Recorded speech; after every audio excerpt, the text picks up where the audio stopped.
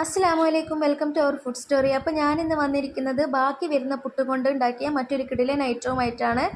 ഒന്നുമില്ല, ഞാൻ ഉപ്പുമാവാണ് ബാക്കി വന്ന പുട്ട് കൊണ്ട് ഉണ്ടാക്കിയത്. അതിനായിട്ട് ഞാൻ 4 കഷ്ണം ബാക്കി വന്ന പുട്ട് മാറ്റി വെച്ചിട്ടുണ്ടായിരുന്നു.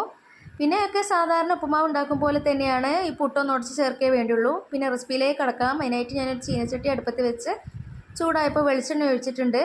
പിന്നീട് വെളിച്ചെണ്ണ ചൂടായപ്പോൾ കുറച്ച് കടുകെടുത്ത് പൊട്ടിച്ചു. എരിവ് കൂടുതൽ വേണമെന്നുണ്ടെങ്കിൽ 2 വറ്റൽമുളകൊക്കെ ചേർക്കാം. ഞാൻ ഒന്നേ ചേർത്തുള്ളൂ. ഒരു ചെറിയ സവാള എടുത്ത് അരിഞ്ഞ് അതും കൂടി ചേർക്കുന്നുണ്ട്.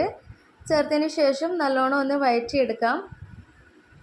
കുറച്ച് ഇഞ്ചി വെളുത്തുള്ളി പേസ്റ്റ് കൂടി ചേർത്ത് ആ ഇഞ്ചി വെളുത്തുള്ളി പേസ്റ്റിൻ്റെ പച്ചമണം ഒന്ന് മാറുന്നത് വരെ ഒന്ന് വഴറ്റിയെടുക്കാം. ഞാനിവിടെ പച്ചമുളക് ചേർക്കുന്നില്ല. പിന്നീട് കളറിന് വേണ്ടി ഞാൻ കുറച്ച് മഞ്ഞൾപ്പൊടി കൂടി ചേർക്കുന്നുണ്ട്. സാധാരണ ഉപ്പുമാവിൽ മഞ്ഞൾപ്പൊടി ചേർക്കുന്നത് കാണാറില്ല, പക്ഷെ ഞാനൊരു ഭംഗിക്ക് വേണ്ടിയിട്ട് ചേർത്തന്നേ ഉള്ളൂ. പിന്നെ പച്ചമുളക് ചേർക്കാത്തതുകൊണ്ട് തന്നെ ഞാൻ കുറച്ച് മുളക് പൊടി കൂടി ചേർക്കുന്നുണ്ട്.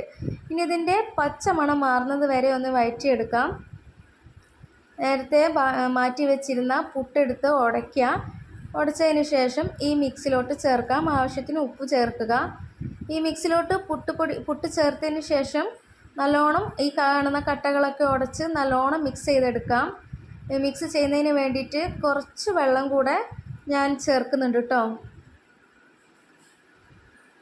ഈ വെള്ളം കൂടി ചേർത്തതിന് ശേഷം ഒന്ന് ചൂടായത് നമുക്ക് അടുപ്പിൽ നിന്ന് മാറ്റി വെക്കാം. നല്ല ടേസ്റ്റ് ആയിട്ടുള്ളൊരു വിഭവം തന്നെയാണ്. ഇതാണ് ഇതിൻ്റെ ഫൈനൽ ലുക്ക്. എല്ലാവരും ട്രൈ ചെയ്ത് നോക്കണം. അസ്സലാമു അലൈക്കും.